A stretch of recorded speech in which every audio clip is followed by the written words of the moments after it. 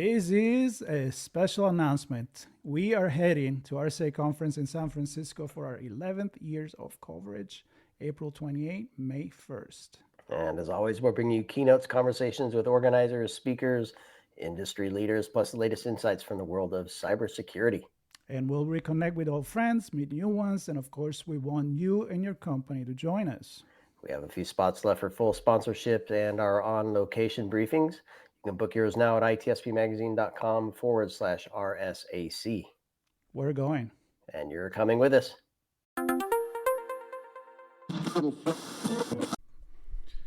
Here we go.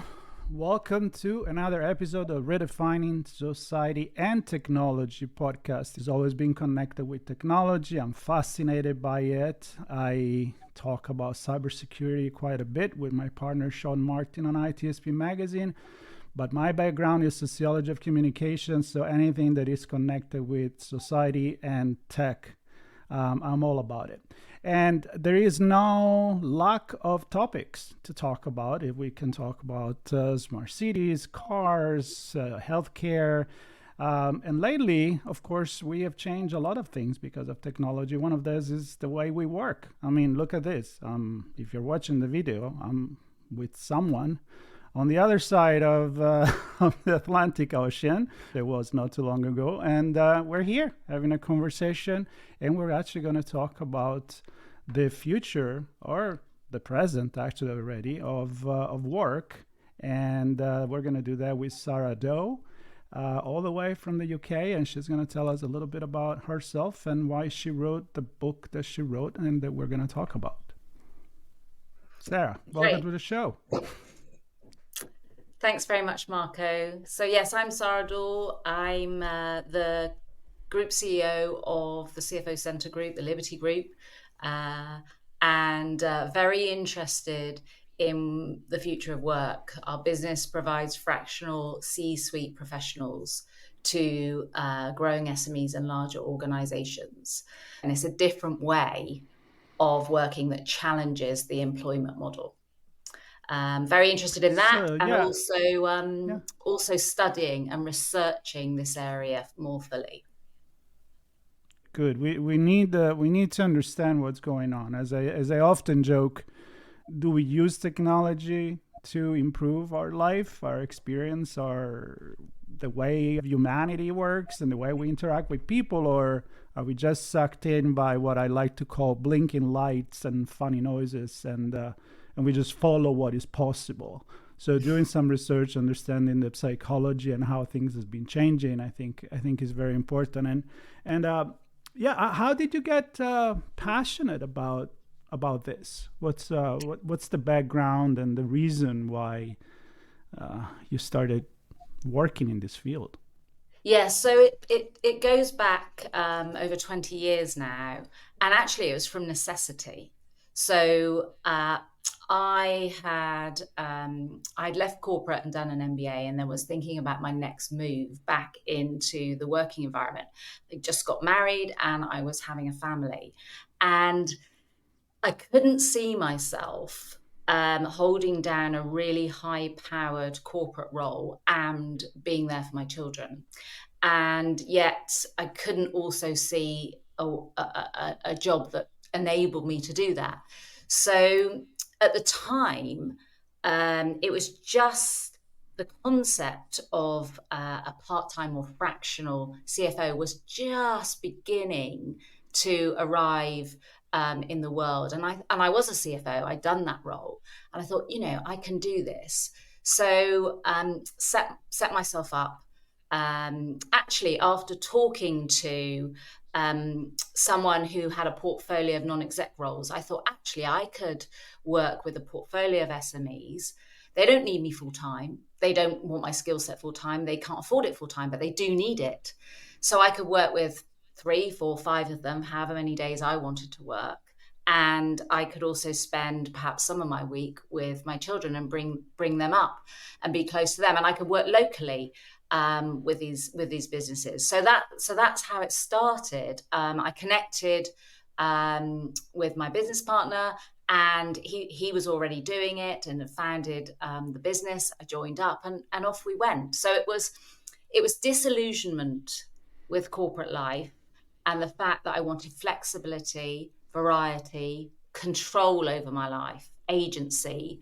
And I couldn't see how I could do that in an employed environment. Yeah, many times good things come from necessity, right? It makes you think. Yeah.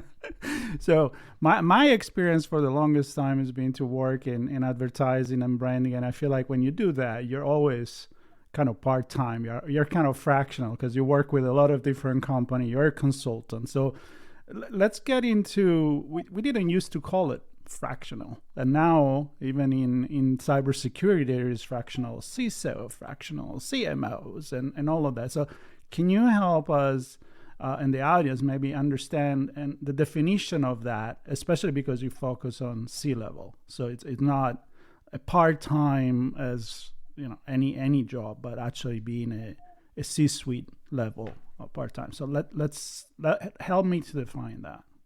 Yeah, so I mean, we actually coined the phrase part-time here in the UK when we first started. Actually, most of the people that worked with us at that point didn't really like that terminology because it implied that they didn't work. Right? Why did you change it? Yeah, and the fractional word, I think, sums it up quite nicely in terms of it hasn't got those connotations of not being committed, and sometimes part-time has that connection.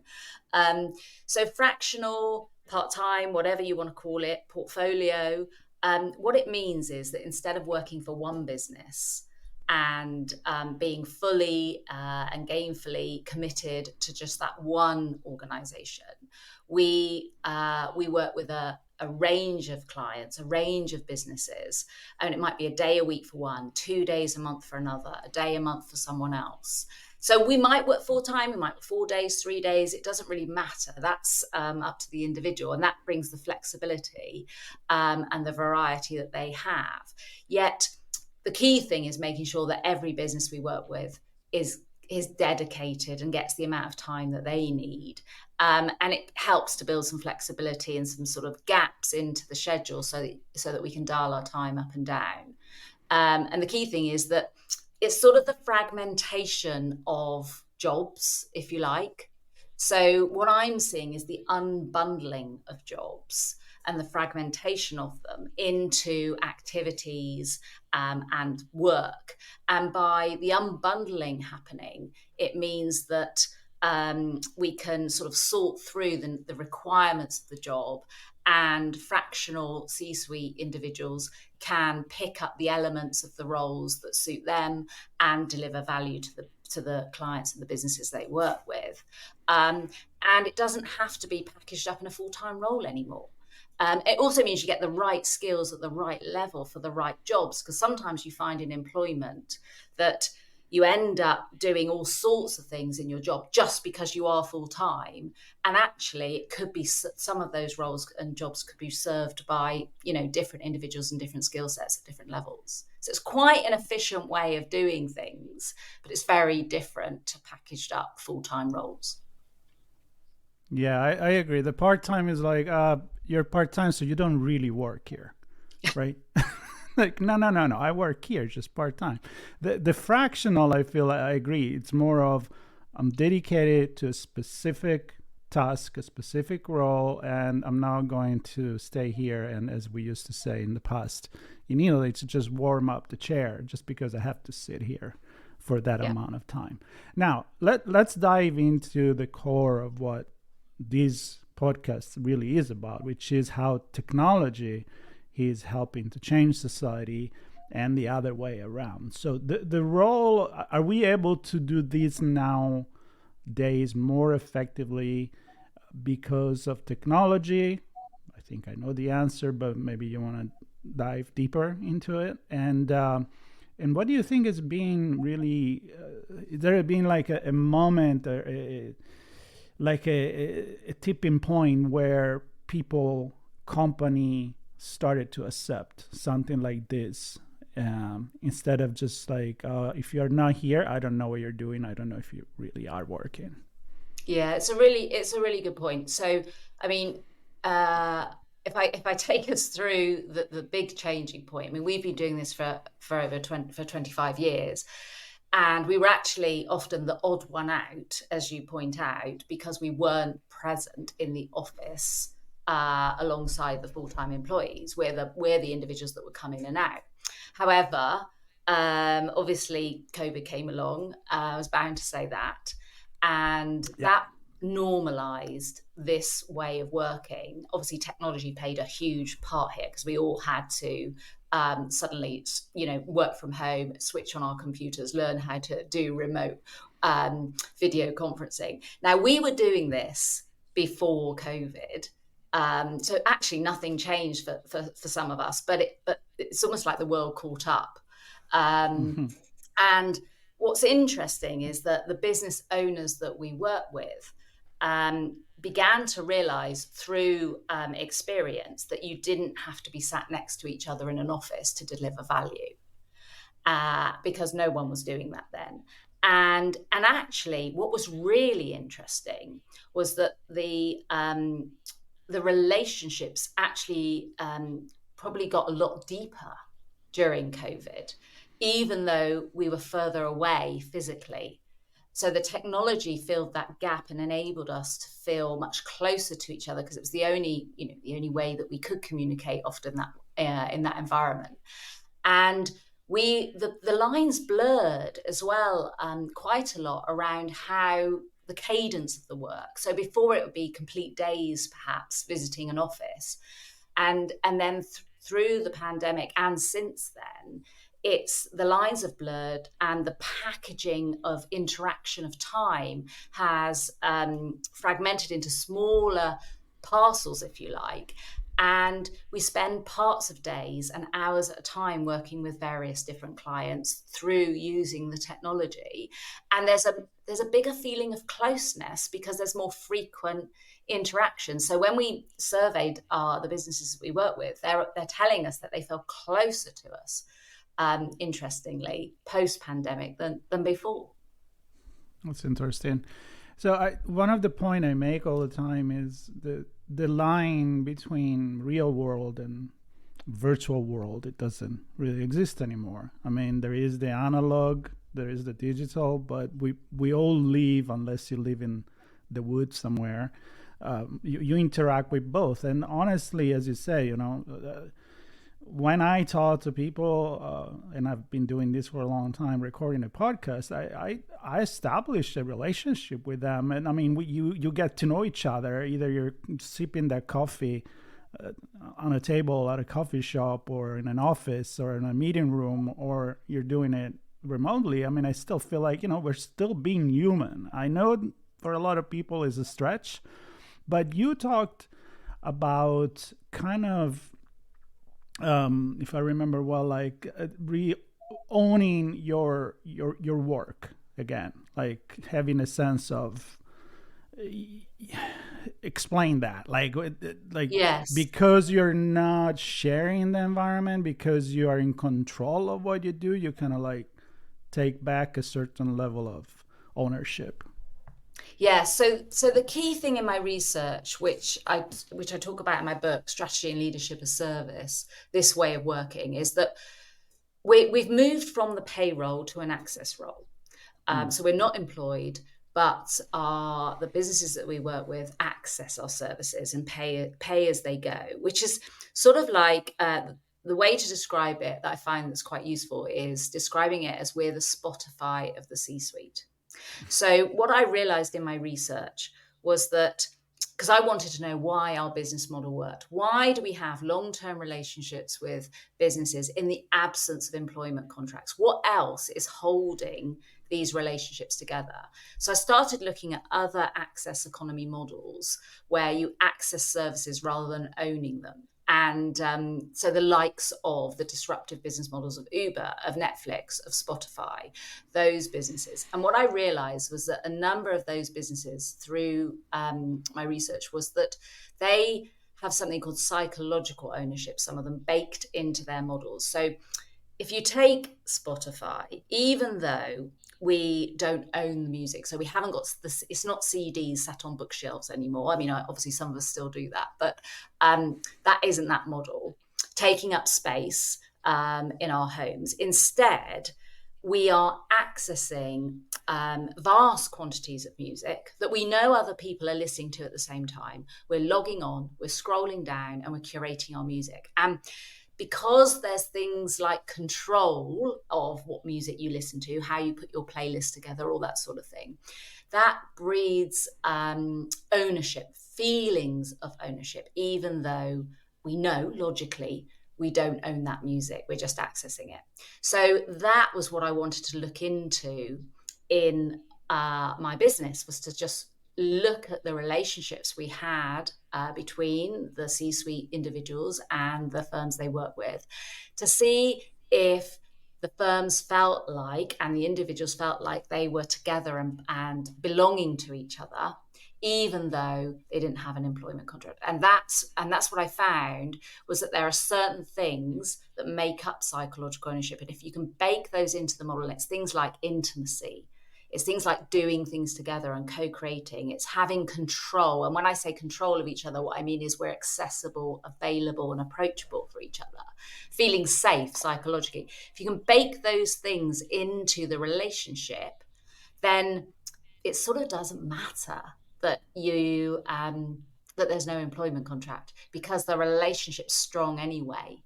And will thrive for the long term. But you've got to work on it all the time. But that's what I looked into.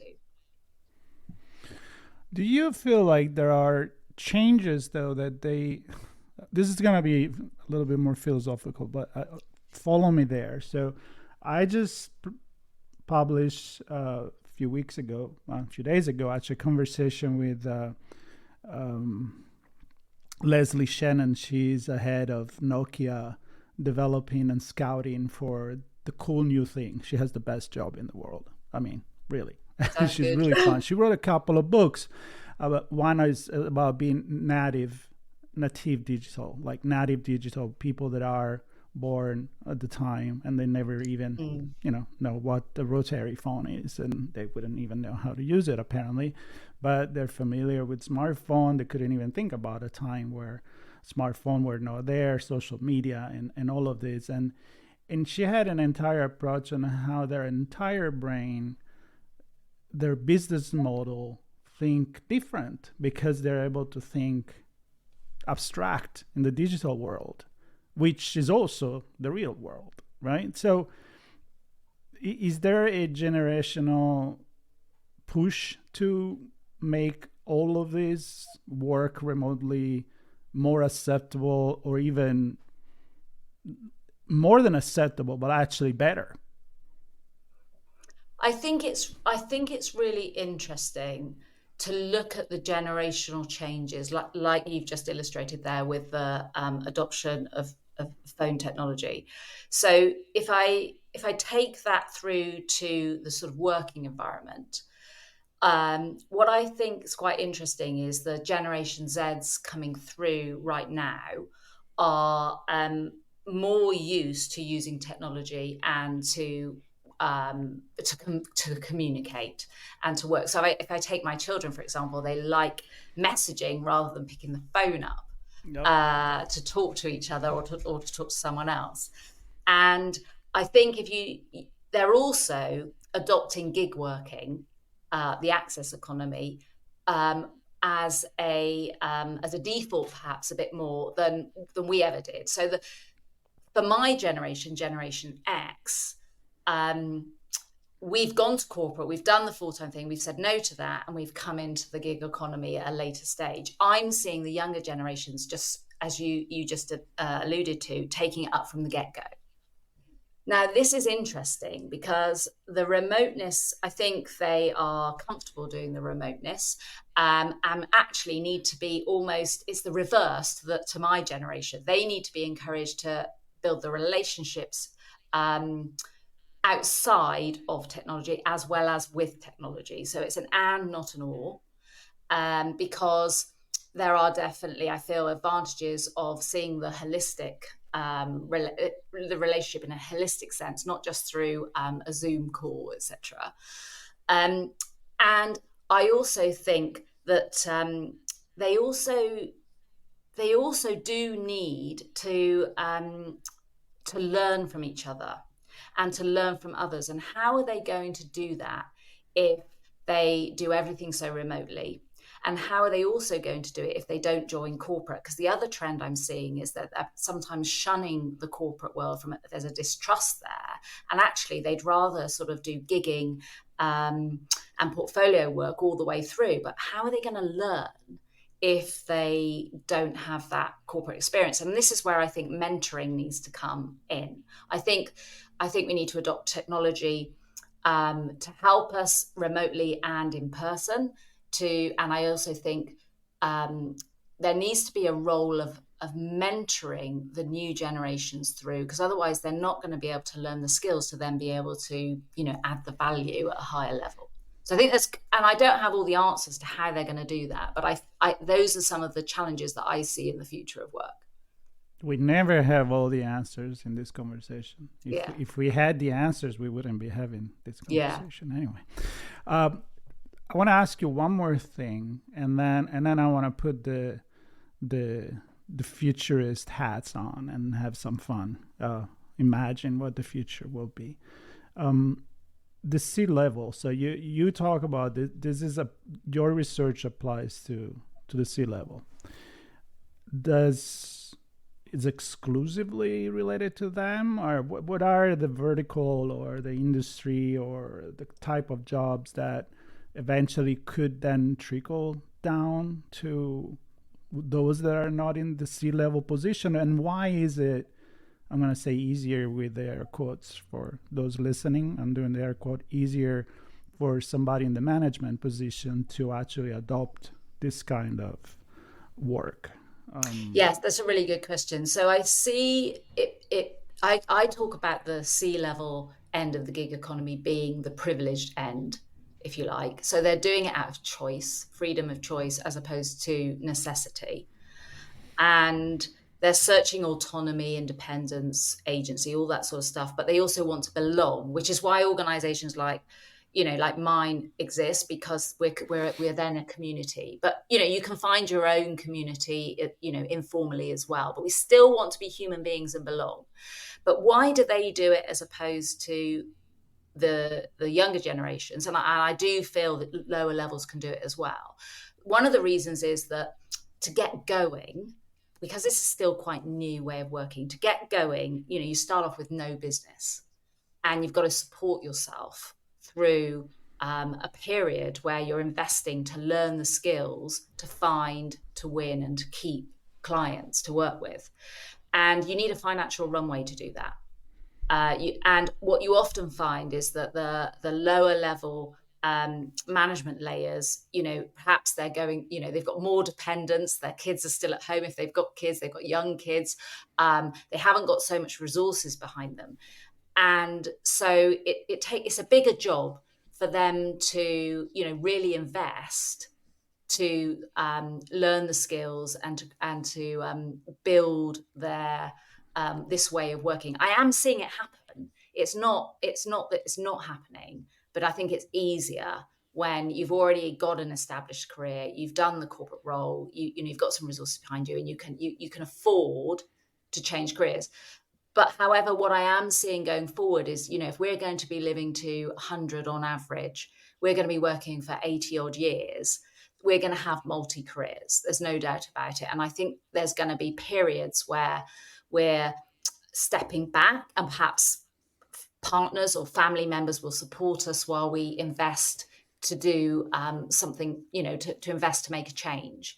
And I think there'll be, partners and couples that, to and fro through that and support each other and sort of contract with each other to design their lives so that they can pivot and have, 3 or 4 or 5 careers. And I think that's going to happen as we go forward. So you see it more as an investment for the employee than the employer? Meaning, can you just join a company that say, hey, you know what? We work from home. We want fractional as much as we can. Here's all the tool. Here's our training for you to do that. I mean, the way you present it is more on the employee's It's a shoulder. good But observation. do you feel like, because I see headline now, they're like, everybody goes back to work at Amazon. I'm like, okay, I think you're kind of going the wrong direction, but that may be me. But there is also that push that I find it weird, but I mean, I'm sure they have their own reason. But is there a future where maybe the companies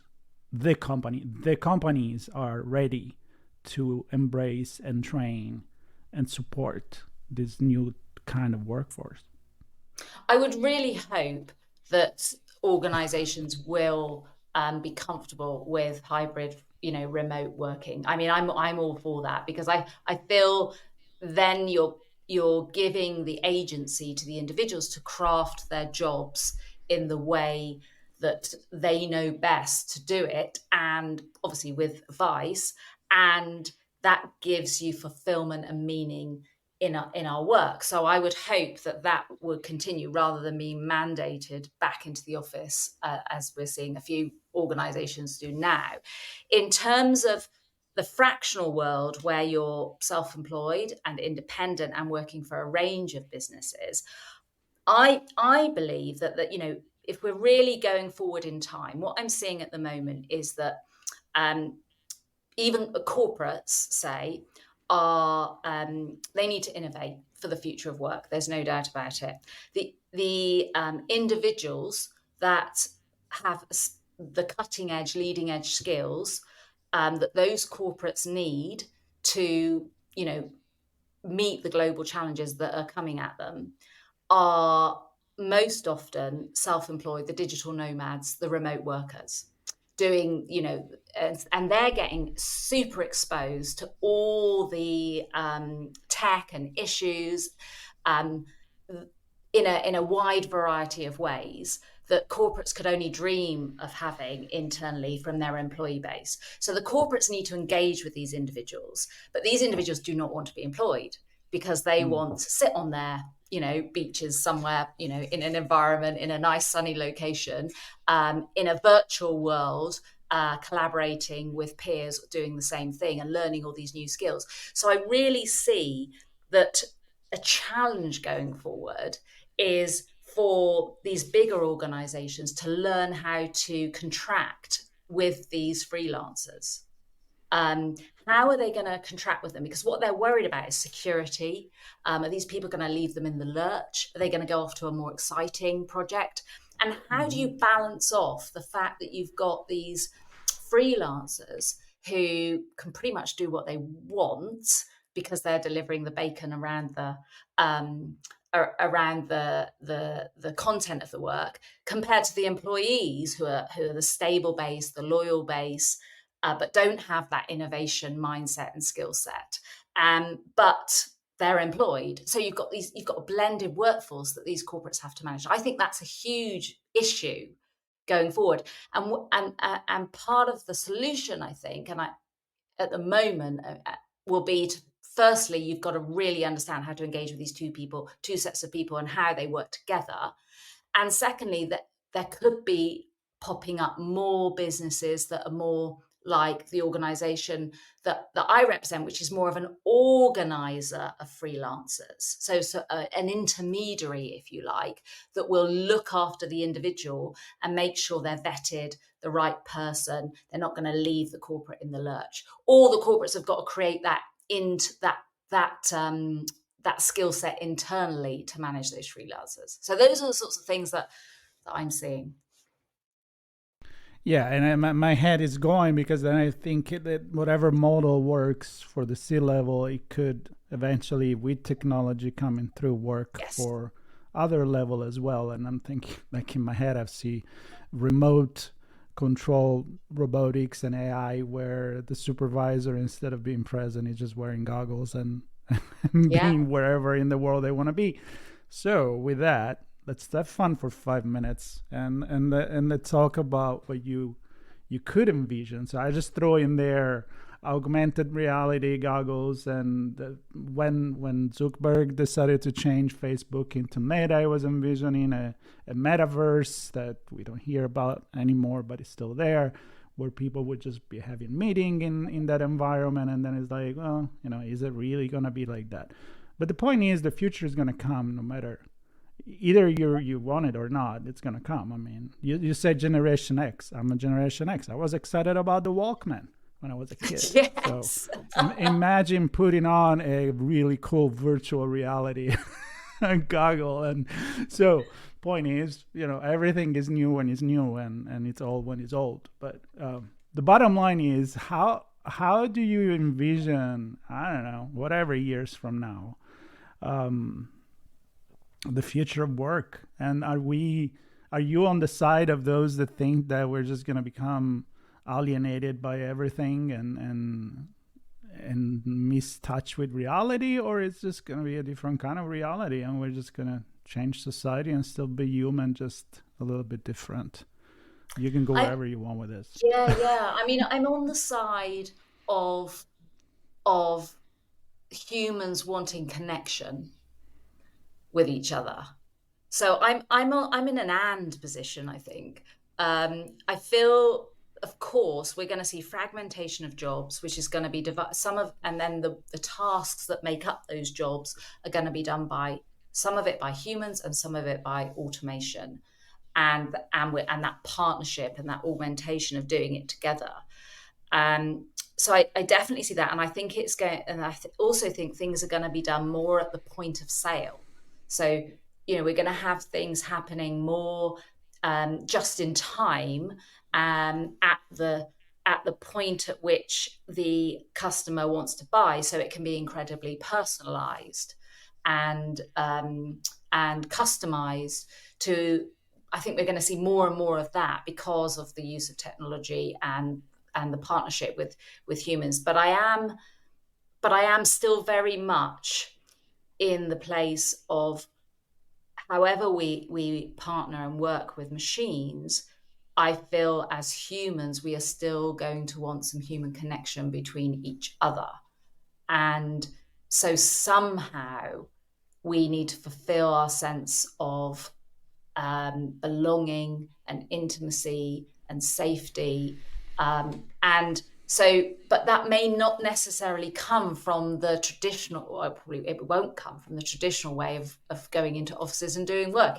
I think it's going to be fulfilled in many other different ways, maybe even communities outside of work, but by task or by discipline.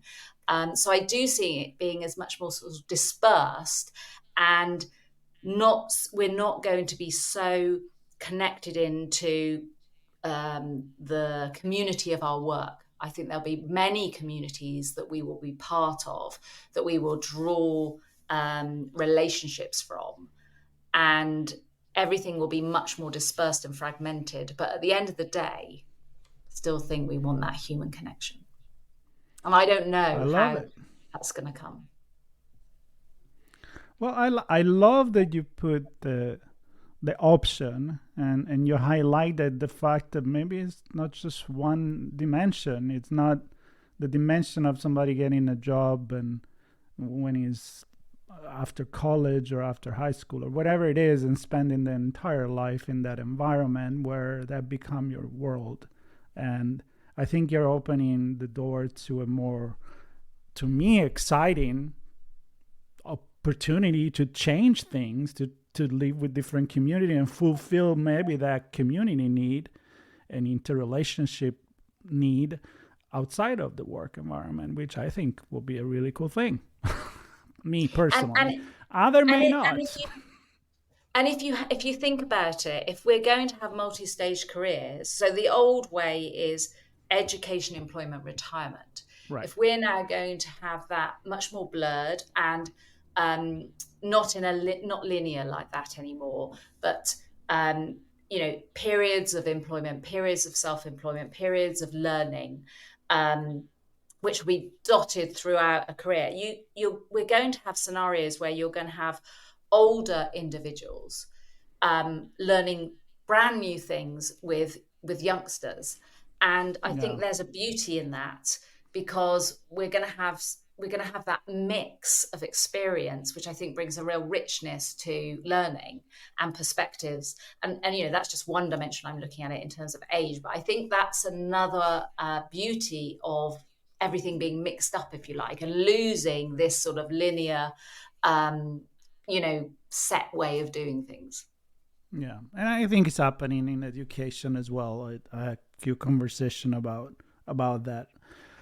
Big conversation. I mean, obviously, work it's a huge part of our life, our society. I mean, it's very important to look at these, and I thank you for kind of opening this conversation a little bit outside of the C level. So thank you for following me into into the future and a little bit of thinking. And as I'd like to say, if people have more questions than answers when we get to the end of an episode, I think I did my job, and I think you did your job, right? Right, because it's important to question everything, and maybe just because we've always done it that way, it doesn't mean we have to. That's a big thing. Yeah, exactly. Yeah. So, Sara, thank you for stopping by. For everybody listening, your book, Strategy and Leadership as a Service, will be linked here in the notes. We'll connect. I'll share on social media, and we'll stay in touch. And for everybody interested in learning more about what you do, your book, and all your expertise and knowledge, they can get in touch with you. So thank you very much. Brilliant. Thanks very much. Really enjoyed being here. Yeah, really enjoy. I hope everybody enjoys. Subscribe, share, and keep thinking. That's the most important thing, honestly. Take care, everybody.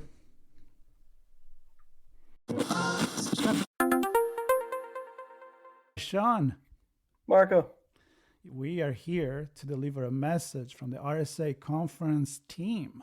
It's an important message from our friends. RSA Conference 2025, just around the corner, where insights drive action, solutions emerge, and community connections spark innovation. You'll be there. I'll be there. We invite everybody else to be there April 28th through May 1st.